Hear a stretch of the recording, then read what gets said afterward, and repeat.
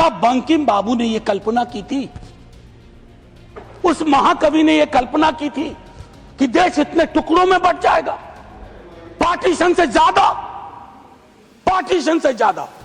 अभी मैंने देखा चंद महीनों पहले इस देश में आई लव महाकाल और आई लव मोहम्मद में जिहाद करवा दिया गया, झगड़ा करवा दिया गया। चुनाव जीतना एक कला है, हो सकता है ये इस कला में आप निष्णात हो, लेकिन सर मैंने कहा तो मैं चोट नहीं पहुंचाऊंगा, लेकिन चुनाव जीत जाए और देश हार जाए, देश टुकड़ों में बंट जाए, गलियों गलियों में नफरत की फसल हो, ये कौन सा वंदे मातरम है? प्रधानमंत्री जी को एक्चुअली बीजेपी के लोगों को नेहरू का धन्यवाद करना चाहिए।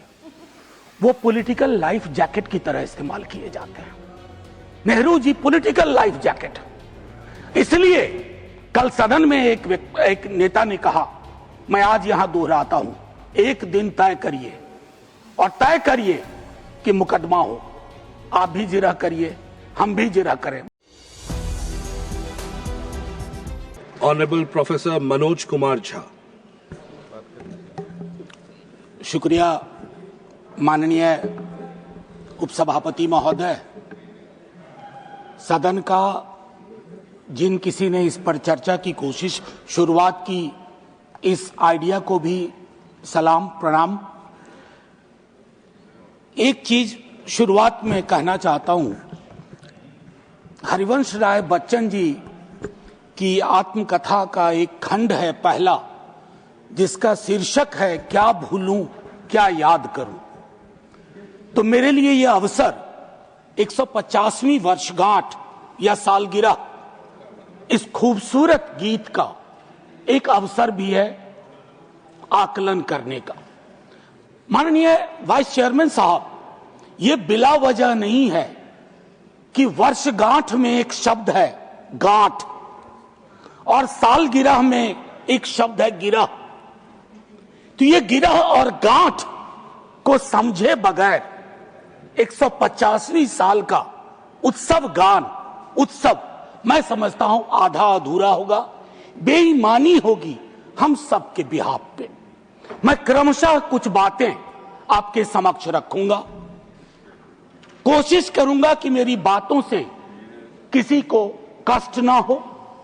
इसलिए नहीं कि मेरे पास कष्ट पहुंचाने का कारण नहीं है, बल्कि इसलिए कि कष्ट पहुंचाने में ही इस देश की ऊर्जा जा रही है। जिन ओहदेदारों को मलहम लगाना चाहिए वो नमक की बोरी लेके जख्मों पे छिड़कते हैं।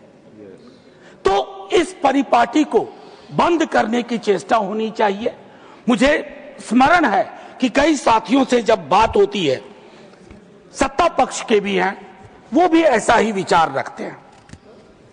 गर्व की बात है कि क्योंकि ये गीत हमारी सांस्कृतिक और भावनात्मक एका पहचान का प्रतीक। बंगाल में लिखा गया लेकिन सरहद पार कर गया, सिर्फ इसलिए नहीं कि इसके बोल बहुत अच्छे थे।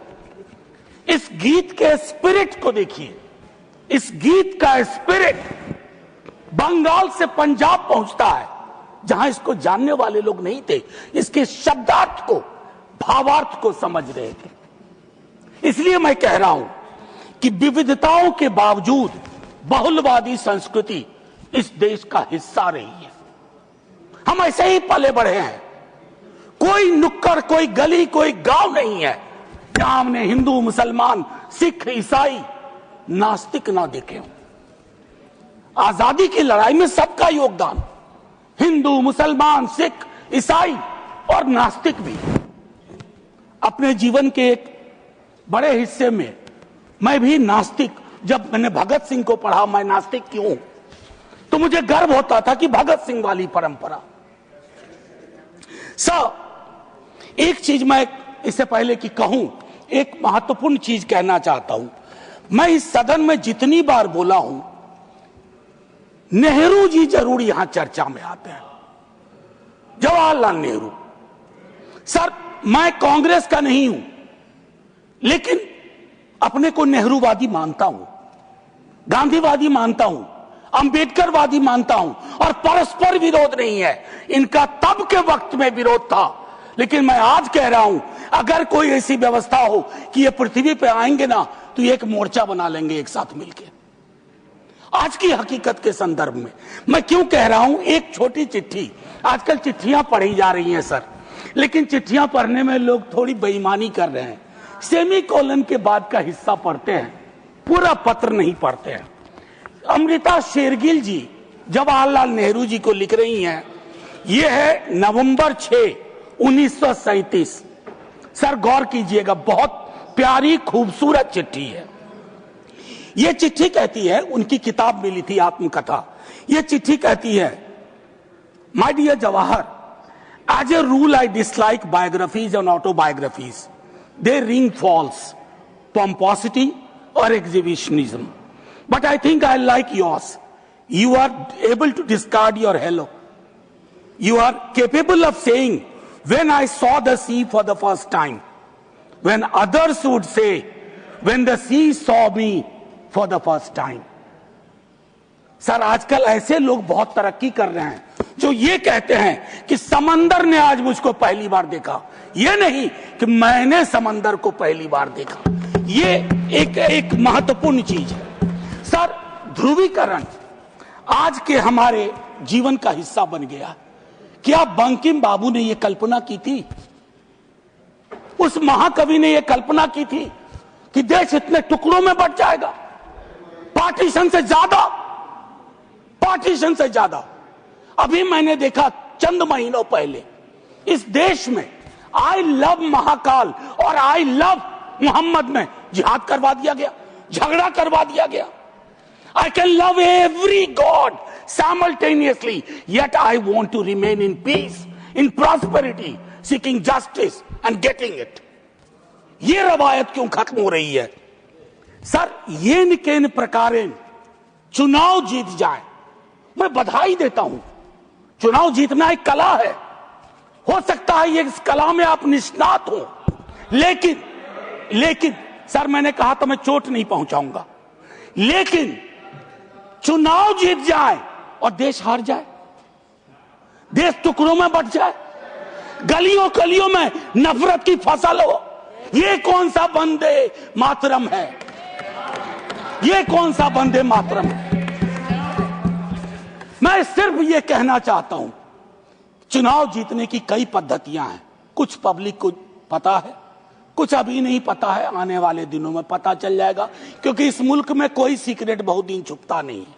लेकिन एक चीज जो सबके सामने उजागर है कि आप चुनाव के वक्त, चुनाव से पूर्व, चुनाव के दौरान आप किस प्रकार की जुबान बोल रहे हैं। सर मैं जानता हूं जब तमाम हमारे सीनियर साथी लोग, मंत्री लोग एक दिन तो पब्लिक लाइफ छोड़ के जाएंगे, मैं भी जाऊंगा छोड़ के सर, मैं भी छोड़ के जाऊंगा, लेकिन मूल्यांकन करूंगा मेरी बातों ने कितनों को चोट पहुंचाई है, कितने घर में दीवारें खड़ी कर दी, कितने गांव में तकसीम जैसे हालात कर दिए।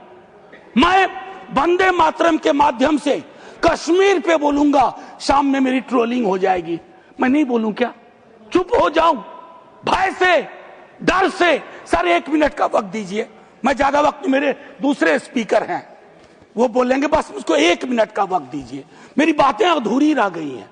लेकिन ऐसे अवसरों पर अक्सर होता है, सालगिरह जरूर मनाएं, गिरह का ध्यान रखें, वर्षगांठ जरूर मनाएं, गांठों का ध्यान रखें, और अगर वो न कर पाए तो इतना जरूर करें, इन महापुरुषों को, इनकी रचना को अपनी राजनीति का अवसर न बनाए, औजार न बनाए। और एक आखिरी टिप्पणी करूंगा, पहले भी कह चुका हूं सर, इस सदन में पक्ष विपक्ष दोनों तरफ महापुरुषों को याद करने वाले लोग हैं।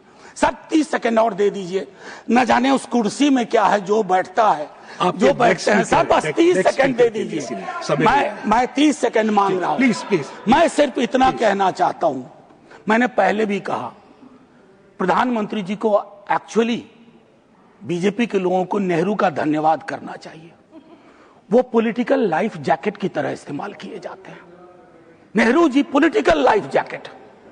इसलिए कल सदन में एक नेता ने कहा, मैं आज यहां दोहराता हूं, एक दिन तय करिए और तय करिए कि मुकदमा हो।